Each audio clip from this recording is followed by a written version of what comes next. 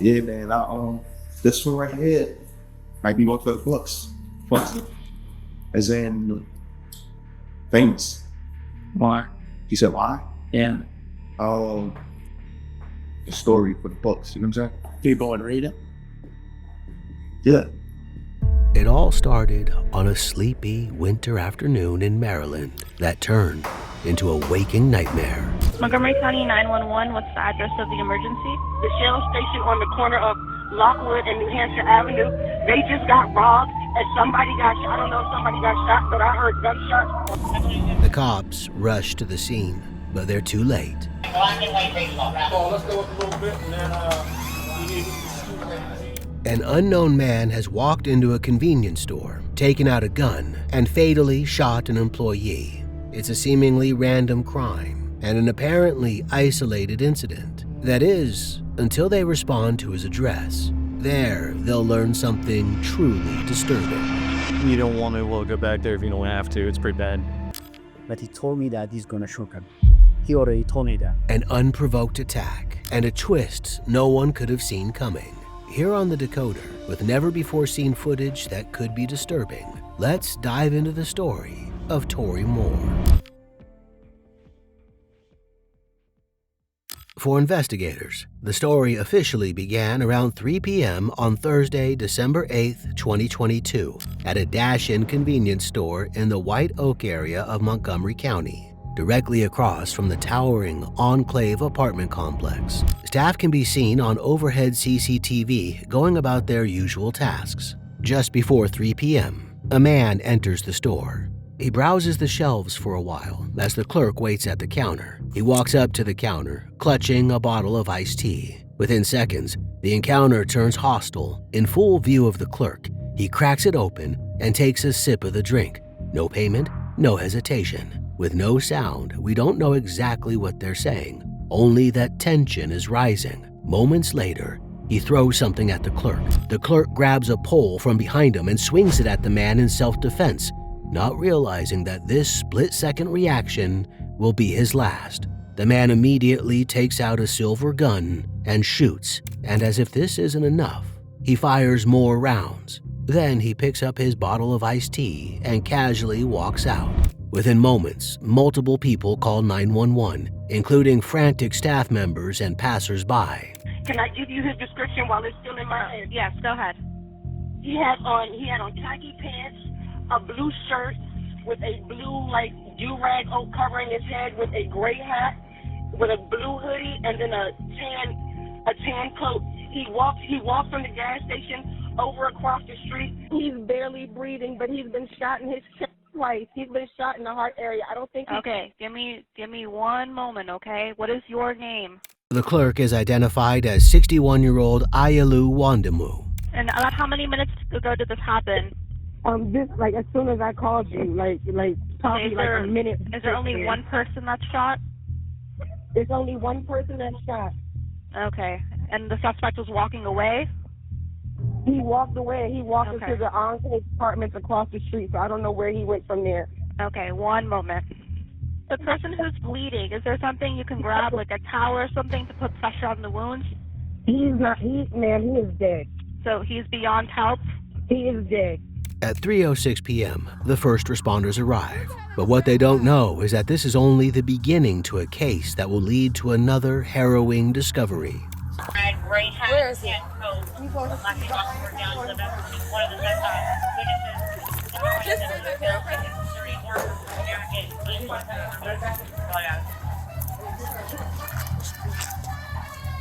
They try to save Ayalew, but the caller was right.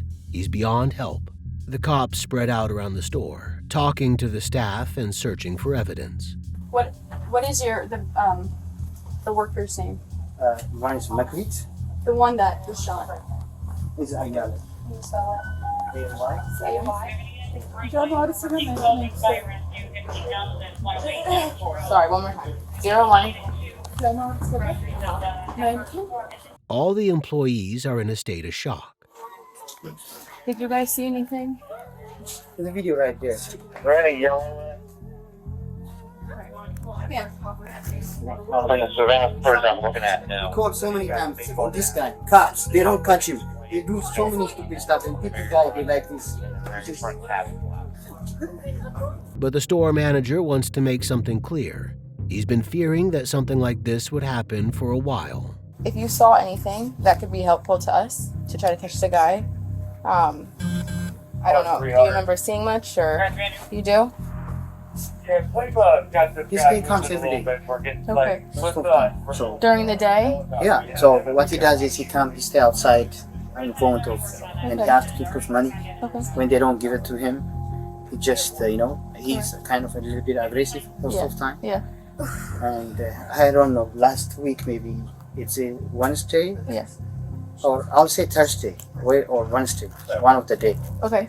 He was here, and he was doing like too much outside and inside. So Okay. I told this guy to leave. Correct. He don't want to leave. Huh? So he didn't want to leave. Okay. So I called the cop, and they came. But when they arrived, he already left. Okay. But he told me that he's gonna shoot me. He already told me that. He did? So, yeah, he told me that he's gonna shoot me. Okay. I'm gonna kill you. I'm gonna get you outside. That's what he told me. Okay. And he knows my car because he always stand outside. Correct. When I come in the morning when I park, Yeah. he knows me. But, Okay. so he just we did a trespass this guy before. You Like, did? Yeah, we did. Okay. And but he keeps coming. According to the manager, this man has been hanging around the store for a while. The last time he was here, Wednesday, December 1st, he had made threats. They've called the police on him before. The store has had some trouble lately with 3 separate trespassing incidents on file, but nobody ever anticipated for things to escalate this far. This unidentified man's name is among the 3 trespassing notices in the manager's office. We think this might be the guy. So, yeah, he's not sure. He has like 2 trespass notices. The other one is for Sean Henderson. And then the owner or the manager gave me this one. Right now, we're doing everything. We have more officers coming in from other districts to try to find him. We have the helicopter up right now, okay? Yeah, I understand that. The problem is like we called so many times. We were asking, Yes. for protection because this place is a business place, and a lot of times a lot of stealing happens. We called 100 times the cops, but they always come late because they have so many issues too. Yes. But last week when I called, they're supposed to call him because he don't drive. He walks. Okay. He walks those there, so Okay. we Yes. can easily get him. And still, I don't think he went far away. Maybe Okay. most of the time he stays in Silver Spring downtown. Even when I'm driving, I look him so many times.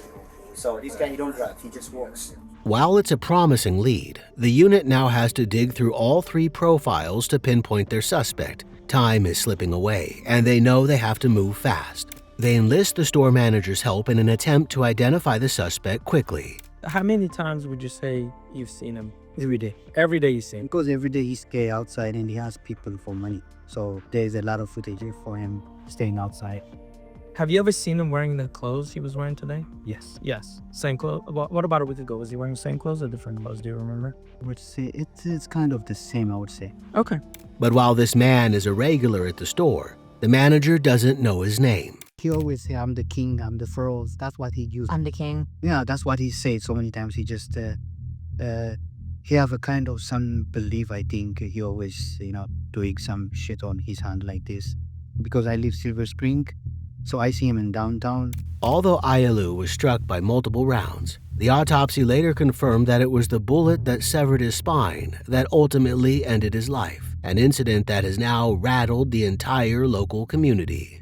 I was at this gas station earlier this morning. I go to this gas station almost every single other day.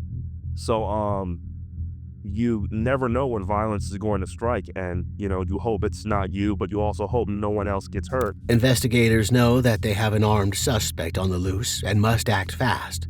They sift through more surveillance footage and canvass the neighborhood, interviewing anyone who might hold a piece of the puzzle. The culprit is almost certainly local to the area, and the investigators are beginning to fit together certain clues. A description of the suspect. By 3 a.m. on December 9th, about 12 hours after the murder, they reach a critical breakthrough. The suspect had walked toward the Enclave, a collection of high-rise buildings right across the street. On the building's CCTV, he can be seen climbing the stairs at 3:03 p.m., Just minutes after the shooting, he's calm as anything, holding his bottle of iced tea. Armed with a no-knock search warrant, the SWAT team congregate outside an apartment in the building opposite the dash-in. What they don't know is that there's far more waiting inside than just the killer. The cops find Torrey inside, sleeping on a bare mattress near the kitchen. You don't want to go back there if you don't have to. It's pretty bad. I know. Why you want to sit in cold? Alright, we're here. Grab a seat, my friend. We'll close it though. Just grab a seat, my friend. Actually. Copy. We're gonna try and get you some clothes and get you out of here, okay? The place is messy and uncared for, but there's a strange, oppressive smell that sends a shiver down their spines. Mike, you think a female? Yeah, it's a female. Wonder if that was mom. Inside Torrey's apartment is a dead body that has reached an advanced stage of decay, making it nearly unrecognizable. Could this be mom? FYI, I'm hot, obviously, but could this be mom? Yeah. I don't know. No one else was supposed to be in this apartment. Did anyone search him? I have not. To my knowledge, he has not been searched. If we just want to check the pockets. They searched me, bro. I know, we get it. We do it like 5 times, brother. It's just procedure. Put it right back in your pocket, okay? Then they start to move out. Oh, hold up. My phone? I need to text my mother and send her some messages. Yes, sir. Where do you think it is, sir? Huh? The phone? I think it was. I saw the plug. Okay, we'll make sure it makes it. Yeah, they'll bring it. Maybe that's not mom. Torrey's simple statement shatters the entire theory the unit has been working with. I really thought that was mom. I was shocked when he's like, can I text mom? I mean, I guess I figured it was his mom. Wow. The leasing office said no one else was supposed to be in. It was just. I mean, did you see her? Would you two agree? I think it looks like a woman. I believe so. Yeah. If this woman isn't his mother, then who is she? What investigators don't yet know is that they're not dealing with just one victim found inside Torrey's apartment, but 2. A second search of the apartment the next morning uncovers even more disturbing evidence. If we were talking about maybe there's shell casings that have been moved, you want me to empty out these garbage bags? I don't think we have to. Is a rat in there? Oh yeah, there's mice right here. Just so you guys know.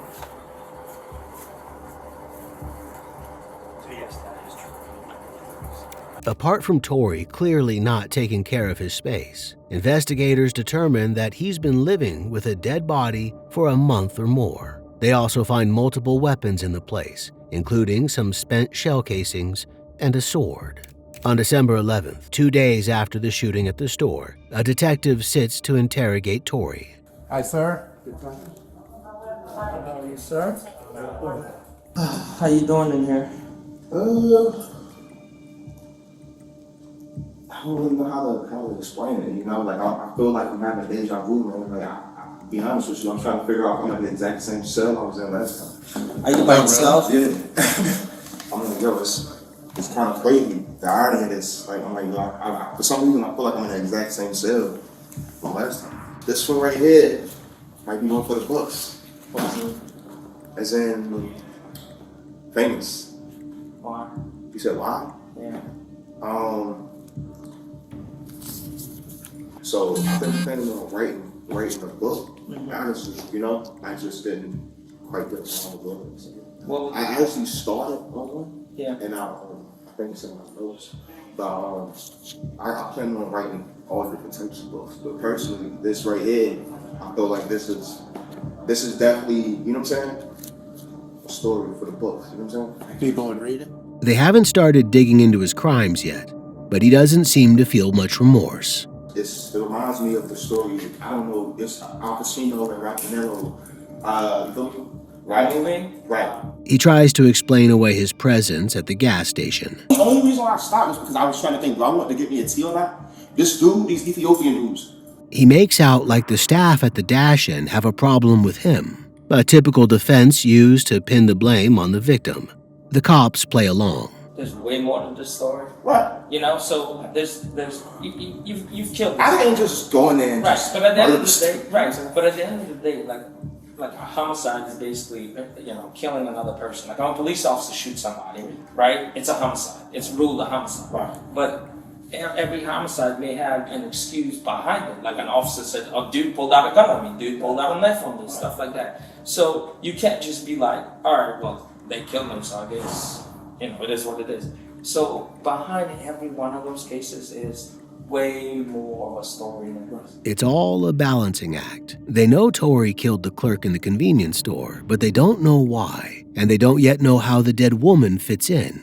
However, they have identified her as 26-year-old Denise Middleton, who was 8.5 months pregnant with Torrey's child at the time of her death. It was a boy, and she had planned to name him Ezekiel. Torrey tells investigators that Denise was his girlfriend and that he discovered her in that state when he came home one day. I'm sure it doesn't surprise you. Denise was shot, right, multiple times. Sad. This is one of the saddest cases I've had in Ayalew. I'm sad for like so many people involved in this case, including you. It sounds like you had mental illness, she had mental illness, there's a lot going on, and then we have like a tragedy on all kinds of fronts. She was shot 7 times, at least 4 times in the back. The investigators questioned Torrey about their relationship. So just to go from the beginning, yeah. She was staying at 619 University Boulevard East, and of course it's like it's a house where a female stay, and they used to have a room that they have the medication things. Yeah. You know what I'm saying? So I've been invited over, I've been to her house, but of course she snuck me in and stuff like that, because I guess I'm not supposed to, you know what I'm saying? Yeah. So it was like one of the things, like, I saw how they was treating her, and being that, I've been through homelessness with her, she the one that led me to Parker's place. Torrey and Denise had both been through homelessness and social assistance programs, but Torrey thought that Denise was being exploited by the program she was in. They taking all your money, sure. You know what I'm saying? Like pretty much, like you can have your own place, yeah, and be rent free and still get your money. But instead, these people are taking your money for a room and giving you medicine that you probably don't need.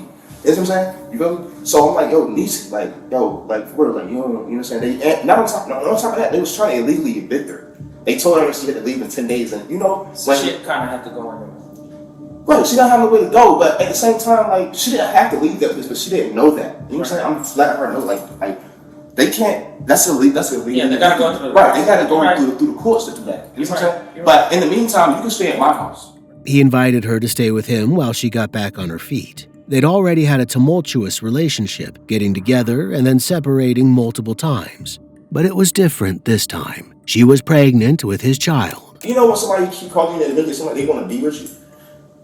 So it was just kind of like shaking my soul a little bit, like, yo, like, personally, like, I feel like, you want to come home. Yeah. And, but you're nervous, but I'm the only one that, you got, like, ain't nobody else trying to get her home. Right. Like her pops, her sister, nobody else cares. I know. So it's like, I sent her a bus ticket and an Uber, man.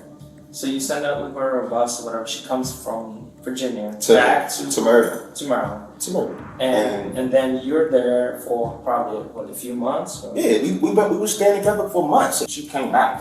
You know what I'm saying? Like, she'd always come back. And that's what, I guess that's what gets you. Like, you say that you don't want to be here or you don't want me, but you always end up coming back. In an effort to please her, in October, Torrey took her to New York to see her mom, who lived in Brooklyn. But again, they spent the whole time arguing. I walked to the 7-Eleven and she's staring with some other dude. Okay. You know what I'm saying?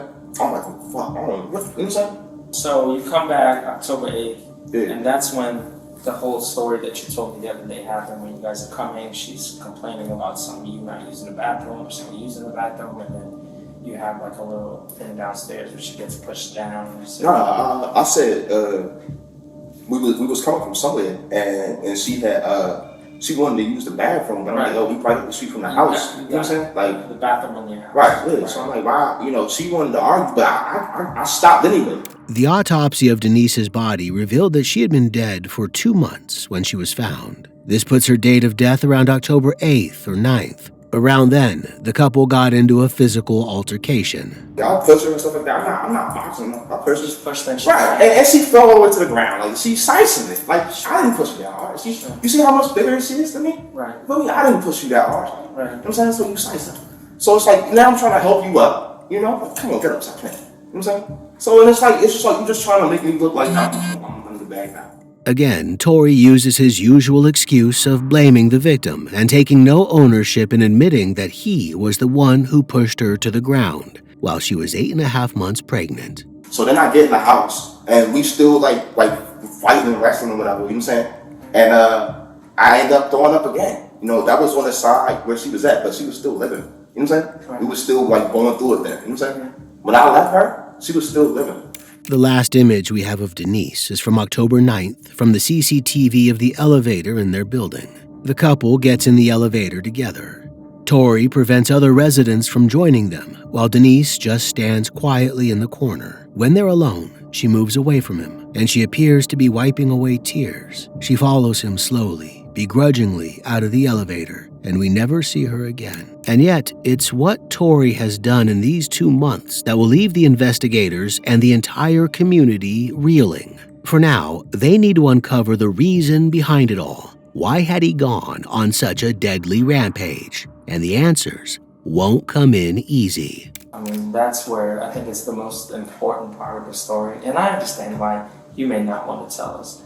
But because I think you, A, have to admit it to yourself, and B, it's a tough thing to do. But like I told you the first time I met you, you seem just like a good dude, you seem spiritual, and at the end of the day, people are gonna look at the story and they're gonna think, like, I'm just trying to be as objective as I can. People are gonna think you did it.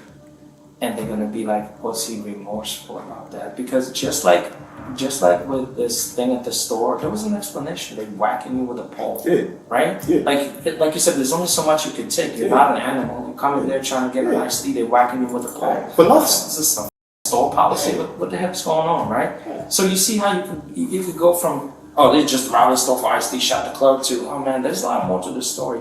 Just like that, with her, I think there's so much to this story. The cops have him dead to rights on killing Ayalew at the gas station. He did it on camera, after all. For the sake of the investigation, they're willing to empathize with him to have him spill the truth. But it's the killing of Denise that they're trying to get him to admit to, and he won't budge that easy. Let's say she survived. Let's say you shot her and she survived. She would have been like, it's okay, like I attacked him, whatever. But she's not here to tell us this side of the story. You only here. And we're just trying to appeal to the bottom, to you as a good person. I mean, to be honest with you, I would have wanted her to die or nothing like that. That's not shot her, you know what I'm saying? Of course not. I don't think you meant for any of this to happen. The investigators are intent on building that special rapport. You love her unconditionally. She's pregnant with your baby, for God's sake. Maybe my baby. Let's assume it's your baby, because you guys are together. So whether you're the biological father or not the biological father, when that baby's born, you're the father. So it takes more to be a father than just a sperm touching an egg, right? And you're a good guy where you're willing to take that responsibility and stand up and be the father for that child, so that child you can mold the boy to be your running buddy, you know, because that's what every guy wants, is a boy to be a running buddy. Because the baby was going to be a boy. I know. Okay, let me finish. And when you're in Virginia with her, what does she do? You know, you're taking her on vacation in Virginia to show her places, because that's what good people do for their women. And then, like that, she turns on you for whatever reason and is like, let's go home. They point to the couple's history of arguments as a possible reason for Denise's murder, that maybe Torrey just couldn't take it anymore. He snapped. You go to New York, same thing. You're trying to show her a good time, trying to show her the better things in life, because for whatever reason, until meeting you, she wasn't experiencing that. We spoke to her family, and her family was like, you know, you've been mistreated by people, not you, but by like past boyfriends. And her father told me that she kept telling him, okay, I don't know if you met her dad. I met her father. But she kept telling him how much she loved you. Right. You get back to Silver Spring, and then the cycle starts again, where she's turning on you, and then the argument becomes physical, and you guys start fighting and whatnot. What happened upstairs in the apartment is a tragedy, and it takes a big person to be able to accept responsibility. And the bottom line, I'm going to say it flat out, you shot her. And when you shot her, that made you sick to your stomach. No, that's not what happened. That's not exactly what happened at all. They're referring to an incident when he was first arrested. He threw up in the police station. I already threw up. I promise. You know me. I didn't shoot her. Like, we was fighting, and I told her, like, she had already saw me getting sick. You know what I'm saying? I got sick on the bus, or before we got on the bus. I threw up on my slippers or whatever I was wearing. I threw No up. matter when you throw and then up. I threw up more than once. Is what I'm trying to tell you. And we just let evidence. They're gonna say the shell casings are the same. Your DNA. We just got it, so we're gonna get it done in 2-3 hours. They're gonna say the DNA is the same on both shell casings. So for us, do we need some kind of explanation? No, we really don't. But for you, I think for you, it is so important, just like you explain your stuff in the story. If we didn't have the video, let's say we didn't have the video. Can you imagine? You think the store people would have told us they were whacking you with it? No. They keep drawing comparisons between the shooting in the store and the murder of Denise. Investigators try everything to get him to spill the reason, hoping that there's an explanation for what happened in the store. But Torrey's trying to present alternate explanations. So y'all don't see that she got like restraining orders. She had reported her house being like. Imagine this, right? So imagine I'm dealing with Denise, right? But the whole time I'm dealing with her, I'm asking her questions like, "Yo, Denise, what's going on?" Like, and you acting weird. So like, maybe you gotta look at it like this. Like, I bet ask her stuff like this. Like, is anybody following you? Like, are you running from somebody and you just don't want to tell me, or what's going on? It's the same gun, more than likely, because I found that gun on my bed when I got home. Right, that's what I'm saying. Somebody obviously either left it there so because they didn't want to have it, or they was trying to frame it. Are we being recorded? Are you? Yeah. We gonna be recorded? Yeah. Okay. We have to. No, it's all right. That's all right. It's a new. I just wanted to be sure. No, and I don't want to lie to you. It's a new law we have that we for all murders and homicides we have to report. Okay. So we can't say, all right. Well, I'm saying he said that, and you're gonna say that. Right. So we're just trying to be fair to you, but I don't want to lie to you. Yeah, you are. Yeah. So I mean, with that being said, man. I don't want to sit here and I don't like to give people sob stories because I'm saying I'm a man. You know what I'm saying? And I personally, I'm rather than people. Please tell us, Mr. Moore. I'm asking you as a person. If something went down between you and her and there's a good explanation for this, just like there's a good explanation at the store, please, Mr. Moore, tell us. It's important. Please, it's important for all of us. It's important for you. It's important for her. It's important for the baby that died, man. It's so important, please. But they've gone a step too far. I think I should wait for a lawyer to inform me what I should do, you know, because Well, I'm not going to let you tell your story. This is your opportunity to tell the story. Because I'm telling you, you're going to talk to a lawyer, and the lawyer's going to say, Mr. Moore, don't you dare talk to the cops. And I'm being honest with you. It sounds like you're asking for a lawyer. But the bottom line is, a lawyer's not going to let you tell your story. And when you go to trial, you're going to sit at a table, and 9 out of 10 times, you're not going to tell your story there. And so your story is going to be some wacky story about you leaving, getting a joint, and coming back when there's a gun on your bed. You and I know that's bullshit. Okay? Why is that bullshit? Because it's bullshit. And I'm being real with you. And you don't call the police? That's bullshit. And you didn't call the police because you did it, and you were waiting in your apartment because you were like, shit, somebody's going to call the police. That's not why. I didn't call the police. I didn't call the police was because I'm not supposed to leave anybody in my house when I'm gone. As a state, you know what I'm saying, as a rules to my program. Nobody's supposed to be in my home so that's, while I'm late. So I automatically knew that was wrong. So I'm like, yo, like, the reason why I didn't call the police wasn't because I did it. It was because I didn't know what to do at this point. Like, it's a you didn't know what to do because you had shot her. He continues to deny killing Denise, but he does go into more detail on the gas station attack. I just got happened, like, I want to get the antique part in the store. And the manager said something to me about you can't be in the store that long or something. I'm like, yo, dude, I ain't even been in that long. You know what I'm saying? So then I approached him, I'm like, what are you talking about? You know what I'm saying? And he want to get all rah-rah with me. I'm thinking like, yo, dude, like, why are you, then he like, I'm like, so he throws somebody, I thought you probably him. You know what I'm saying? But it's like, yo, at that point, I didn't pick up nothing, he didn't, you know what I'm saying? So it's like, yo, I can let that be. You know what I'm saying? You threw a couple things at you. I can live with that. You know what I'm saying? But then this dude pick up a pole and hit me with it. Torrey admits that he can get violent with the right provocation, and the investigators draw this back to Denise. I believe you. She's much, much bigger than you are. And just because you're a guy and she's a female, she's probably much, much stronger. You know, with somebody who's heavier that can throw a punch, the force of that punch, just basic physics, is much heavier. And that's what I mean. You did not go there to be like, you know, I'm going to kill her. No. But when she attacked you, I don't think you had a choice. Is this off the record? Can we go off the record? We can do off the record. Remember the sword found in his apartment? So, while me and Denise was fighting, right, I picked up a sword. You feel me? Because she had the stick. You understand? Okay.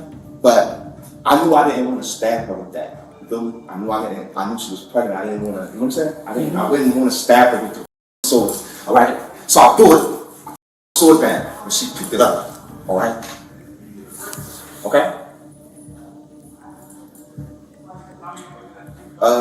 Before that particularly occurred, she by happened to slip up and say, "What am I going to die here tonight?" You understand what I'm saying? Mm-hmm. Now it's not just fists involved in their fight, but blades. That the part I didn't tell you. You understand? So did you shoot her?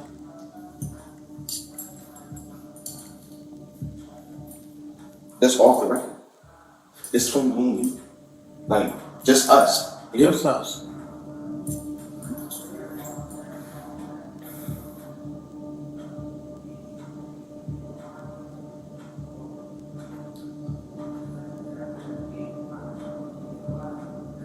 It's off the record. Because if we say it's off the record, that means, and then go to court, and that means that's that entrapment. It means it's off the record. Entrapment is when I like plan some stuff on you or something, or make you do something. So what is it when you tell somebody something's off the record, and then you put it on the Don't worry about off the record.